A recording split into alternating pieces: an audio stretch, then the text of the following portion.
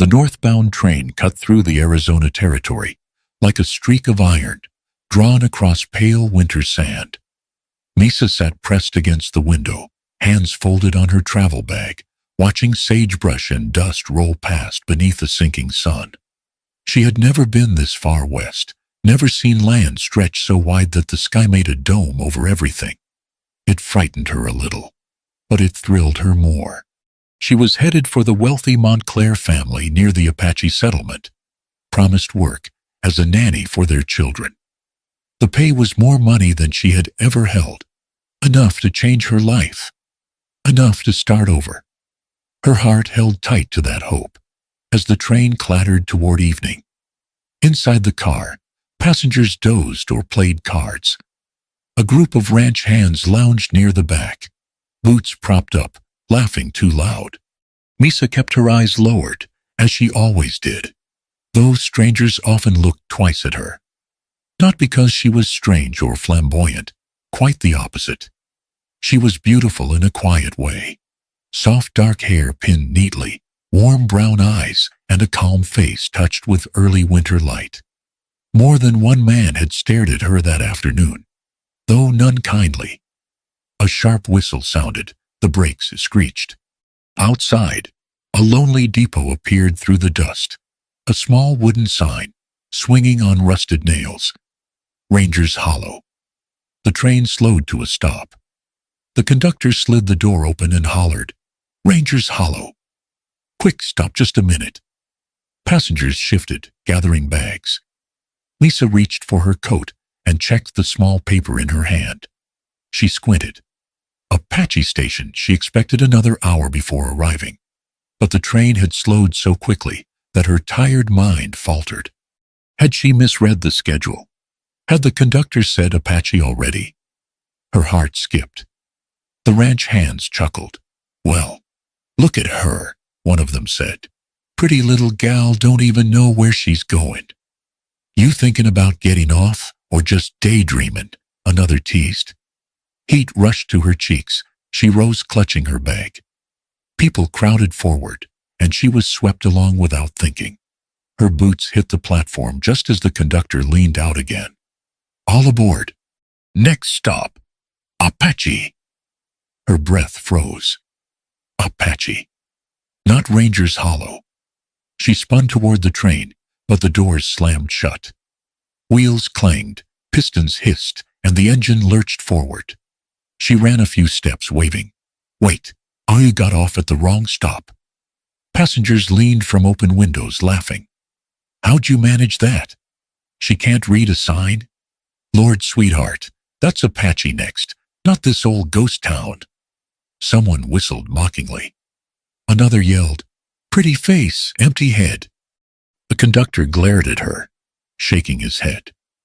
"You don't know the station, and now you blame me." I called it out clear as thunder.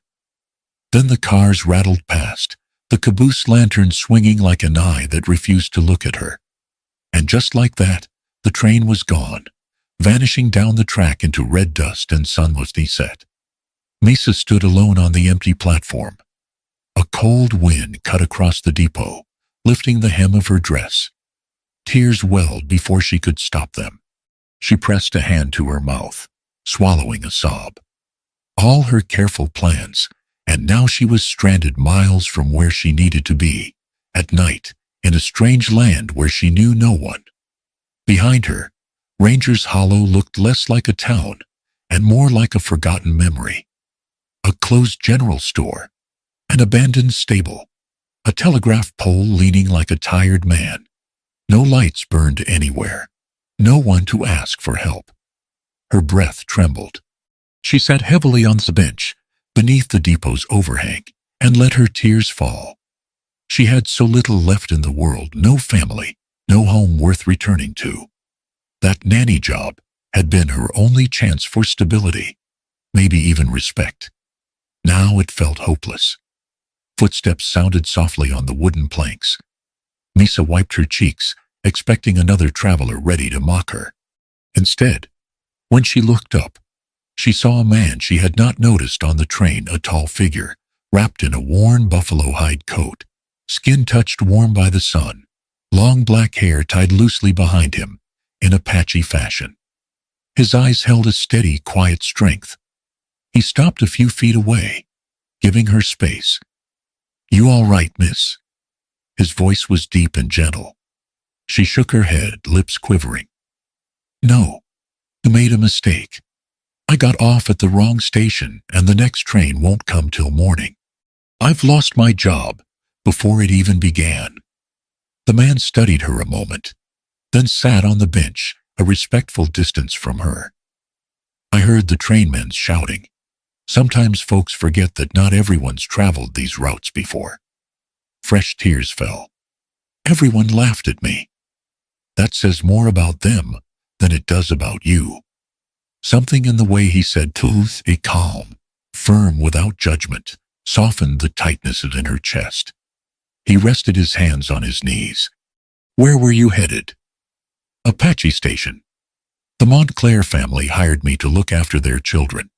It was a generous offer. Too generous for me to lose." He nodded slowly. "Jobs like that don't come often." "No, they don't. And now it's too late. I won't reach Apache tonight, and they'll think I didn't care enough to show up." She sniffed. "I've worked so hard just to get here." The man looked out toward the darkening plain, then back at her. "I'm Anthony," he said quietly. "My ranch is a few miles west. Not much, but warm enough for the night." She blinked at him in confusion. He hesitated before adding, "You said you were hired to look after children. I've got a boy who, well, he hasn't spoken much since his mother passed. He needs someone patient, someone gentle." Misa stared, surprised into silence. "I'm not offering much," Anthony said softly, "but if you still want to help a child, I reckon you could start with mine." Misa placed a trembling hand over her heart, overwhelmed. "I love children," she whispered. "And if you're willing to trust me, I'll try my best to be someone your boy can depend on." Anthony rose, offering his hand, not bold, not assuming, simply steady. "Then come. The night gets colder out here than most folks expect." Misa took his hand, warm and strong as earth, and together they stepped off the lonely platform and into the deepening dusk toward a ranch, a child, and a future she had never imagined. The ride to Anthony's ranch took longer than Misa expected. His wagon creaked beneath worn axles, pulled by a mule whose bones showed under its winter coat. The road, if it could be called that, was little more than two ruts, winding through dry brush and scattered boulders. Night settled fully, and the air cooled fast, smelling of juniper and distant smoke. Anthony held the reins loosely, letting the old mule pick its pace. A lantern swung from the wagon rail, throwing soft rings of gold across the desert floor. Misa sat beside him, hands tucked under her shawl, watching her breath bloom in pale puffs against the dark. Palance had stretched between them, but it was not uncomfortable. He seemed to carry a silence of his own, one born from hard years and long thoughts. At last she spoke, her voice small. "You live far from town." "Far enough to keep trouble out," he replied, "and close enough to fetch what I need." "Do you run the ranch alone?" He nodded once. "Just me and Scott." The way he spoke his son's name, gentle, weighted, told her more than explanations could. The mule turned toward a low ridge. Beyond it lay the ranch, a single-story cabin crouched beside a leaning barn, both shaped by wind and sun. A few dozen goats milled near the fence line, their soft bleats drifting through the night. Lantern light glimmered through a cracked window of the cabin. Misa clasped her hands together. "This is your home?" Anthony smiled faintly. "It may not look like much, but it keeps the weather off." He halted the mule and hopped down, offering a hand to help her from the wagon. Misa stepped carefully onto the packed dirt, boots crunching the icy crust near the porch. Up close, the cabin looked older than she'd thought. Logs darkened by age, roof patched with whatever boards Anthony had been able to salvage. The steps sagged under their own weight. Inside, the air smelled of wood smoke, dried sage, and something else, years of quiet living. A pot hung over the hearth, simmering gently. The fire cast a warm orange glow across the cramped interior. And yes, dust coated nearly everything. Lisa didn't try to hide her reaction. "Oh heavens, how long has it been since you cleaned this place?" Anthony followed her gaze to the webs in the corners, the uneven stacks of tools on the table, the layer of dust so thick it could be written in. He rubbed the back of his neck. "I tidy up now and then." "Now and then?" Lisa raised a brow, half shocked, half eased. "A spider would pay you rent to stay here." He let out a soft laugh, the first she had heard from him. "Well, I reckon the spiders were here before me." She shook her head, hands on her hips. "Mark my words, if I stay in this cabin long enough, I'll catch every illness known to the territory." "That bad?" he teased gently. "Worse," she said, though a smile tugged at her lips. For a moment, the cabin felt lighter, livelier simply because someone had laughed inside it again. Anthony motioned toward a small doorway. "I'd like you to meet Scott before he goes to sleep." Lisa straightened her shawl, suddenly nervous. "All right." He pushed open the door quietly. The room was small, barely fitting a narrow bed, a wooden chest, and a single shelf with a few worn-down toys. Moonlight spilled through the window, outlining the small figure seated on the floor. Scott sat with his knees pulled to his chest, staring out into the night. His hair, dark like his father's, fell over his eyes. He didn't turn when they entered. Anthony crouched beside him. "Scott," he said softly, "there's someone here I want you to meet." The boy didn't move. Anthony didn't force him. He simply continued in that patient tone. "This is Misa. She's going to be staying with us a while." Misa stepped closer. "Hello, Scott," she whispered. Still nothing. But she sensed his attention shift. Children always notice voices meant for them. Anthony touched his son's shoulder with quiet care. "She's here to help. And to be your friend, if you'll let her." The boy slowly turned his head, not much, just enough that Misa saw one eye. It was dark, watchful, unbearably sad. Her heart broke for him without warning. Anthony stood again, giving her space. "Scott hasn't spoken in a long time. Not since—" He paused, swallowing hard. "Not since his mother passed."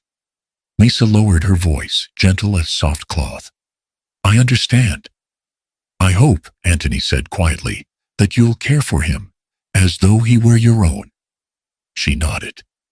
"I will." After letting Scott settle again, they stepped back into the main room. Anthony added wood to the fire, the sparks floating upward like tiny fireflies. "You must be hungry," he said. "I made stew, though I can't promise it'll be good." Lisa sat at the rough-hewn table. "Anything warm will be welcome." He ladled stew into a tin bowl and handed it to her. She tasted it, simple, bland, but comforting in its way. She glanced around the dim room, then back at him. "How long have you lived here alone with Scott?" "Nearly 2 years now." Anthony sat opposite her.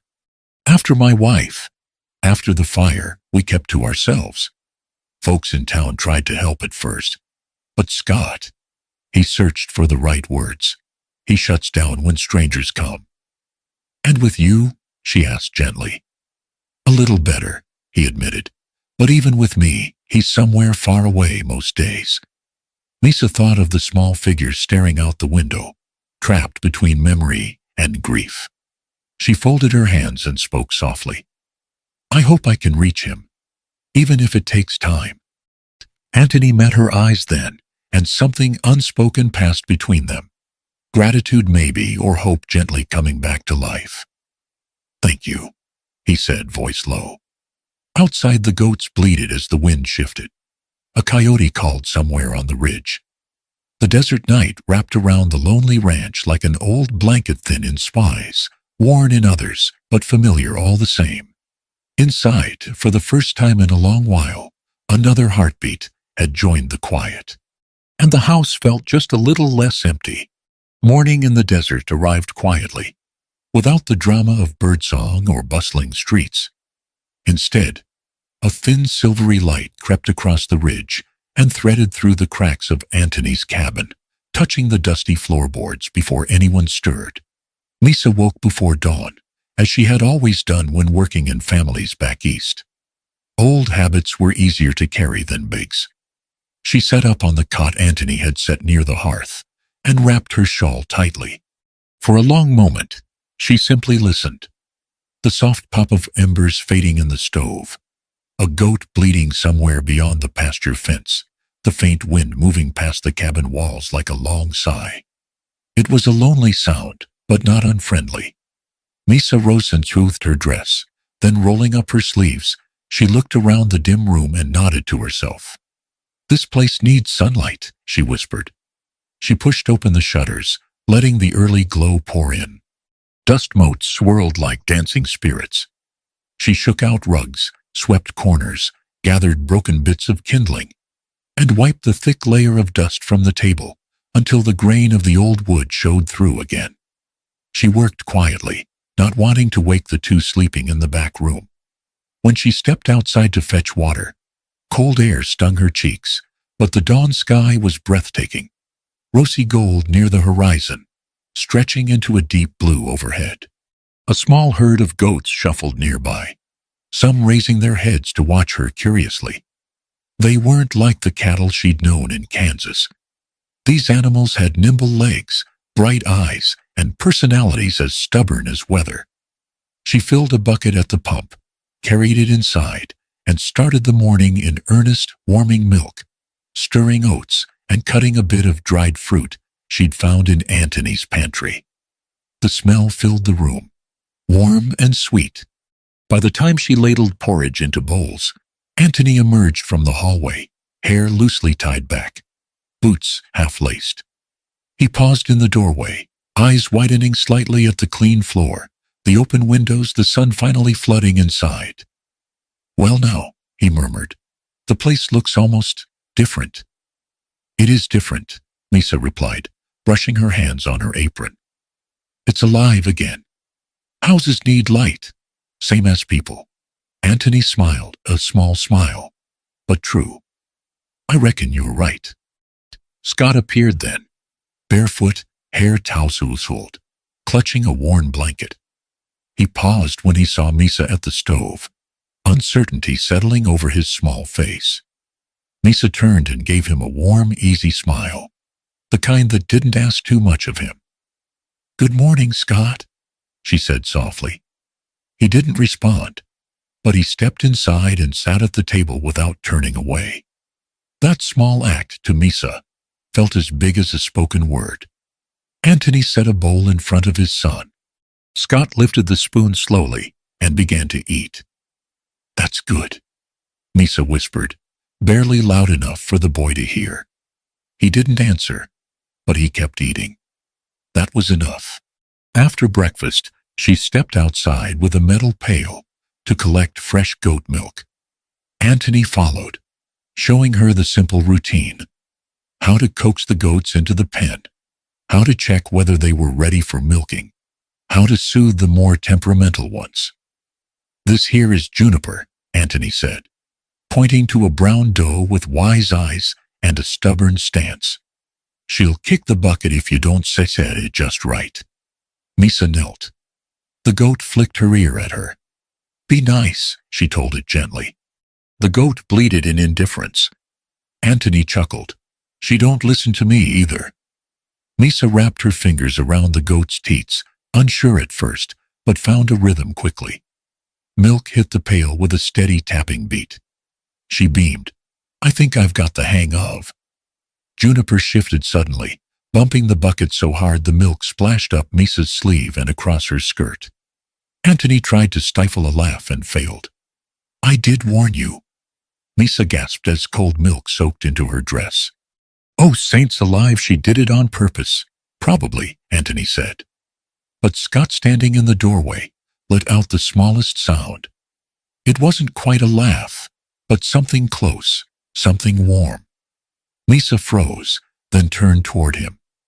His lips had curved just barely, as though he'd forgotten he wasn't supposed to smile.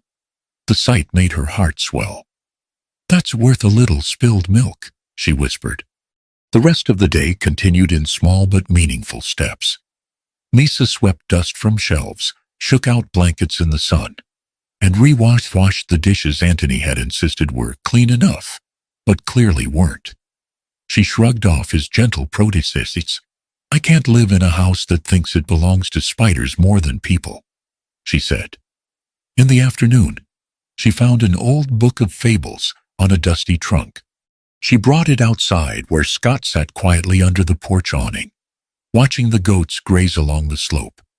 She sat beside him, without leaning in too close. Would you like a story? She asked. He didn't nod, didn't shake his head. But he didn't walk away either. So Misa opened the book and read aloud, letting her voice flow softly with the warm breeze.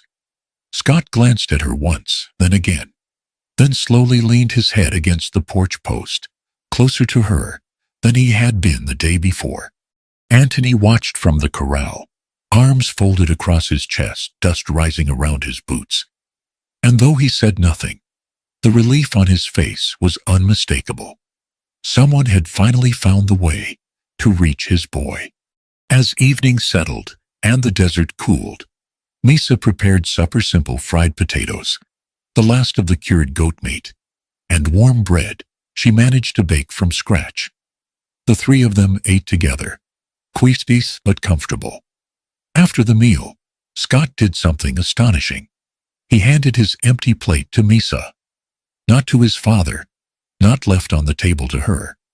Anthony's hand stilled on his cup. His eyes shone with something close to wonder.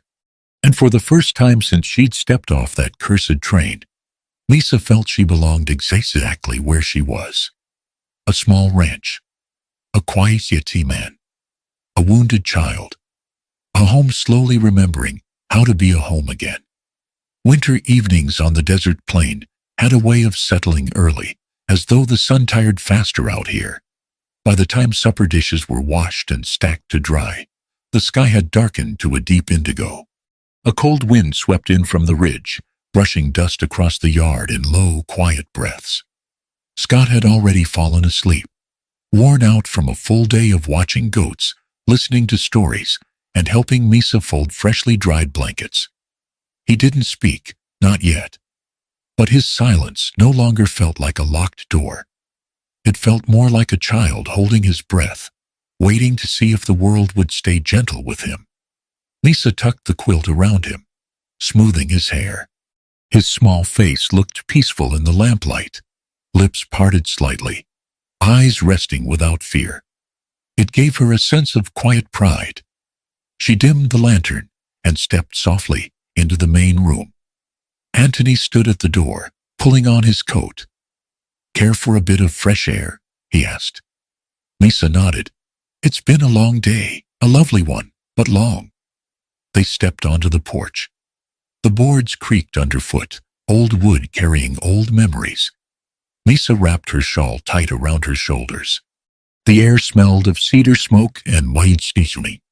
Above them stretched a sky scattered with stars, so many they looked like dust spilled from God's hand. For a moment, they stood without speaking, listening to the faint bleating of goats settling for the night. Anthony leaned against the railing. Scott took to you faster than I expected.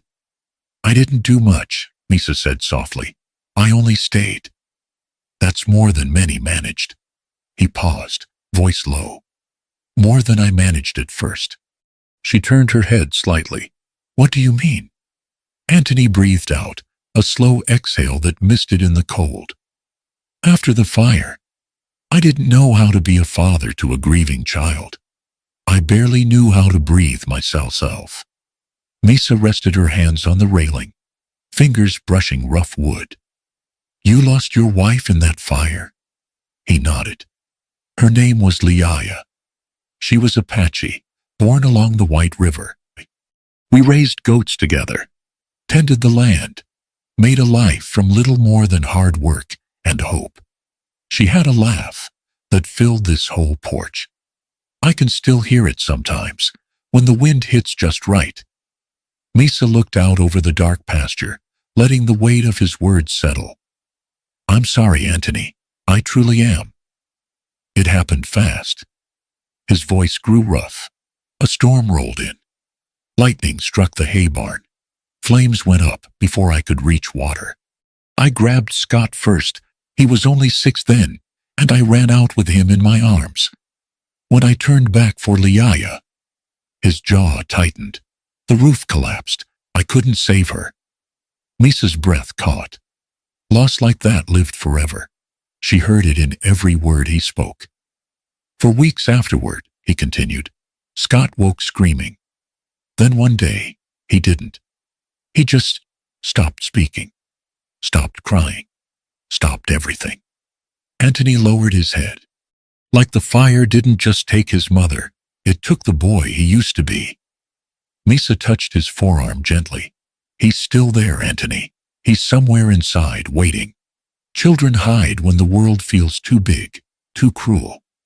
But they come back when they feel safe again. Anthony swallowed, his voice barely above a whisper. Many tried to help. Women from town, other ranchers' wives. A few were kind. Some weren't. But all of them left. Couldn't handle his silence or mine.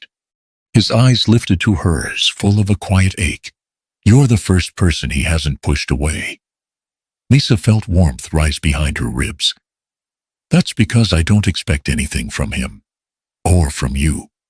He smiled, small and grateful. Maybe that's exactly why this house feels different now. The wind shifted, stirring her skirt.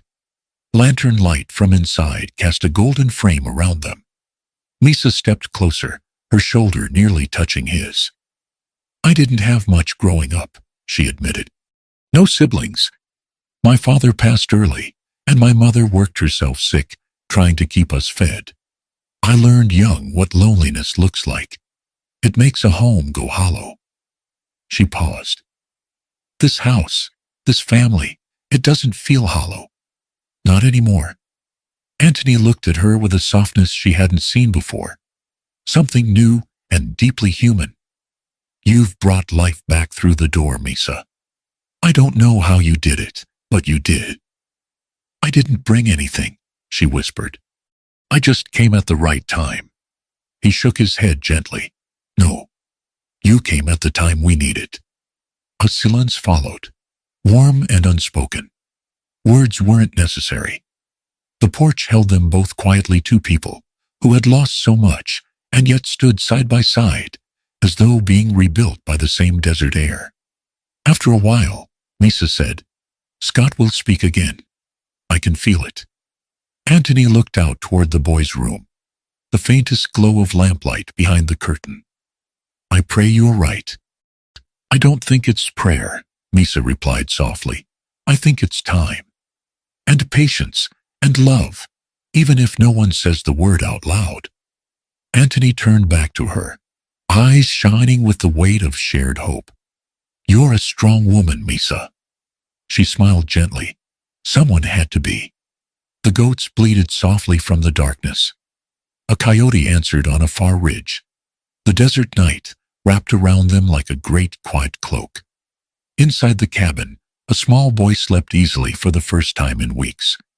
And on the porch, under a sky full of stars, two lonely lives leaned quietly, cautiously toward something new. The storm rolled in without warning, carried on a wind that rose sharp from the southern flats. By late evening, clouds had gathered thick as iron over the ridge, swallowing the last echoes of sunset. Misa felt the shift in the air even before the thunder spoke, an uneasy heaviness that pressed against the cabin walls as though the earth itself held its breath. She checked the windows twice, then a third time, though Anthony assured her the storms here came sudden, but passed just as quickly. Still, she sensed something different about this one. something deeper. Inside, the cabin glowed dimly with the soft flame of 2 lanterns. Scott lay under his blanket, curled tightly, already restless before sleep had even taken him.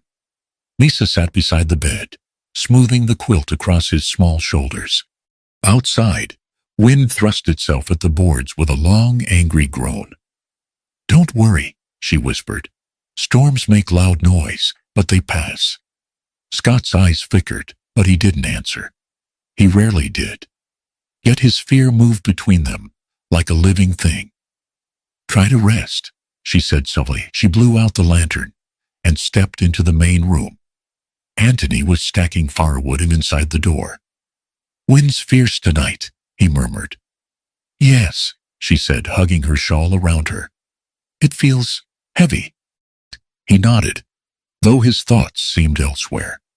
Perhaps storms still reminded him of the night he lost Liaya. Some memories never lost their edge. A sudden crack split the sky, sharp, jagged, far too close. The cabin shook. Misa gasped. Then came the scream. A child's scream, raw, panicked, pulled from the very center of a wounded heart. "Mama! Mama, help me!" Misa ran before Anthony could move, skirts whipping around her legs as she pushed open Scott's door. The boy thrashed against his blankets, eyes wide but unseeing, trapped in some nightmare he could not climb out of. Thunder roared again, rattling the glass in the window. "Mama, please, please don't leave me." Misa dropped to her knees beside him, gathering his trembling body into her arms. "Scott, sweetheart." "I'm here," she said, pressing his head to her shoulder. "I'm here. You're safe, I promise. You're safe." He clung to her, fists gripping her dress so tightly the fabric strained. His breath hitched in broken sobs, as if every fear he'd hidden these past 2 years had burst through at Fosse. Another flash lit the room, bleaching everything white for a heartbeat. Thunder followed, deep, violent. Scott cried harder. "Oh, darling, it's all right," she whispered, rocking him gently. "I've got you. I'm not going anywhere." Anthony appeared in the doorway, face stricken. He stepped inside, but stopped short, unsure whether he should intervene or step back. "Let her," Misa murmured, holding the boy tighter. She could feel Scott's heartbeat pounding against her chest, easy, frantic, overwhelming. She rubbed slow circles on his back, humming a tune she barely remembered from childhood, one her mother used to sing on long winter nights. A soft melody, warm as a quilt around a cold body. Gradually, Scott's breathing slowed. The sobs eased into shivers. His fingers loosened around her dress. When he finally lifted his head, his cheeks glistened with tears. He looked at her, really looked, and for the first time she saw awareness return to his dark eyes. "Why?" His voice cracked, unused and unbreathed. "Why are you still here?" The question pierced her. She cupped his cheeks in her palms. "Because you need someone who won't leave." He swallowed hard, tears welling again. I yell. I cry. I make everyone go away." "No," she said gently. "People leave because they don't know how to stay. But I do, Scott. I'm not afraid of your sadness." He stared at her, searching. "You won't go away like Mama?" Misa leaned her forehead to his. "I can't be your mother, sweetheart. But I can be someone who loves you enough to stay." A small sob escaped him, this time softer, not from fear, but from release. He buried his face in her shoulder. She held him tightly, rocking him as thunder rolled across the desert again. Behind them, Anthony leaned in the doorway, one hand pressed to his eyes. The storm outside had nothing on the one breaking inside that small bedroom. This one, at least, was healing something. After a long while, Scott's body relaxed fully into hers. His breathing settled into slow, even sighs. Misa eased him back onto the pillow, tucking the blanket under his chin. He whispered, barely audible, Good night, Misa. Her heart trembled. It was the first time he'd spoken her name. She brushed his hair away from his face. Good night, Scott. When she stepped into the main room, Anthony stood waiting, lantern light trembling in his hand. His eyes were red at the edges. You reached him, he said, voice breaking. I've tried for so long. But he came back because of you. Misa shook her head gently. He came back because he was ready. He just needed someone steady enough to hold on. Anthony's hands clenched at his sides. Misa, I don't have words for what you've done tonight. For him. For me. She touched his arm, not boldly, just a simple human gesture. You don't need words. They stood there a long moment, listening as the storm slowly drifted east, its rumble fading like a beast growing tired. The cabin no longer felt fragile. It felt alive, anchored by something stronger than wind and thunder.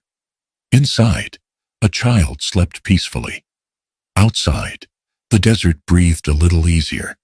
And between them, in the lantern glow, two adults felt their hearts shift toward one another, quietly, naturally, inevitably. The silence that followed wasn't empty. It was full of promise. Winter loosened its grip slowly in the Arizona territory. The sharp winds softened into cool breezes. Dust settled in warmer tones, and the goats began wandering farther up the ridge each morning. Life at Anthony's ranch took on a rhythm that felt new, yet peaceful, like a house remembering how to breathe again. Scott spoke now. Not much, not loudly, but enough to show that the boy inside his silence had finally stepped back into the world. Some mornings, he even woke Misa early, tugging her hand toward the corral, with a shy, crooked smile. Juniper's waiting, he'd say, referring to the stubborn goat who had once splashed milk all over her. And Misa would laugh, tying her hair back as they headed outside. Day after day, she taught Scott small things: how to shape letters, how to plait twine, how to mend a tear in a saddlebag. They made little toys from leftover wood scraps. They hunted wildflowers when the desert began to bloom. And each time he handed her something, he'd made a crooked wooden horse or a bunch of sun-scarred petals. Misa tucked them gently into a box, under her bed, as though collecting the pieces of his recovering heart. Anthony watched from a distance at first, leaning on a fence post, arms folded. But often he joined them, teaching Scott how to guide a goat through a narrow gate, or how to recognize the tracks of a jackrabbit in the sand. It wasn't long before the three of them moved as one, a quiet man, a gentle woman, and a child learning to trust laughter again. One evening, as the sun dipped low over the ridge and painted the world in gold, the three sat outside after supper. Scott lay on his stomach in the dust, drawing pictures with a stick. Misa and Anthony sat on the porch steps, a comfortable closeness between them. He's smiling more, Misa said softly. Anthony nodded, following his son's small figure with tender eyes. He hasn't smiled like that since he was 60. And you? She asked gently. Do you smile more? His gaze shifted to her. I do now. The words hung in the air, warm and steady. Misa felt her breath flutter, but she didn't look away. The sky turned deeper orange, then dusk blue. Somewhere a goat bleated, lonely but content. He's not the only one you rescued, Misa, Anthony added. I'd forgotten how a house feels when someone lights it from the inside. She touched her shawl, suddenly shy. Anthony. He shook his head with a soft, earnest smile. Let me say this once. You came here because fate played a trick on you. Or maybe it didn't. Maybe it brought you to the place you were meant to be. She swallowed, heart aching in the sweetest way. I feel at home here. Anthony turned to her fully then, his voice steady and warm. Misa, stay. For good. With us. Before she could answer, Scott looked up from the dirt. His small voice carried across the yard. Misa, will you stay forever?" Her heart broke open with love she couldn't contain. She reached for Scott, pulling him onto her lap. He wrapped his arms around her neck, and looking over the boy's shoulder, she whispered to Anthony, "Yes, I'll stay." Word spread quickly in Apache territory that Anthony, the quiet goat rancher, was finally remarrying. Folks from town ranch hands, traders, even the school teacher came with well wishes and hand-me-down decorations. Someone brought a bouquet of desert lilies. Someone else hammered loose boards on the porch without being asked. People didn't explain why they helped. They didn't need to. They had watched this ranch sit silent for 2 long years. Now it was alive again. On a bright spring morning, the church bell rang as Misa walked down the aisle, her hair braided with tiny white flowers Scott had picked at dawn. She wore a simple cream dress sewn by her own hands. She carried no veil, only hope, shining clear on her face. Anthony stood at the front, dressed in a clean shirt that fit a bit too snug across his shoulders. His dark eyes softened the moment he saw her. Beside him stood Scott, proud and beaming, holding something behind his back. When Misa reached them, the boy stepped forward. "I made this," Scott said quietly. He handed her a picture drawn with charcoal and colored with bits of crushed wildflower petals. The drawing showed 3 figures, Anthony, Misa, and Scotty, holding hands in front of a field of goats. Their faces were bright with joy. Misa pressed a hand to her mouth, tears filling her eyes. "It's beautiful, sweetheart." Scott nuzzled close to her. "It's us." The pastor cleared his throat with a gentle smile and began the ceremony. The vows were simple, spoken in soft, trembling voices. When Anthony took her hands, he held them as though they were the first warm thing he'd touched in years. "I will cherish you," he said, "and build a home with you, for as long as this earth carries me." "And I will stand beside you," Misa whispered, "beside both of you."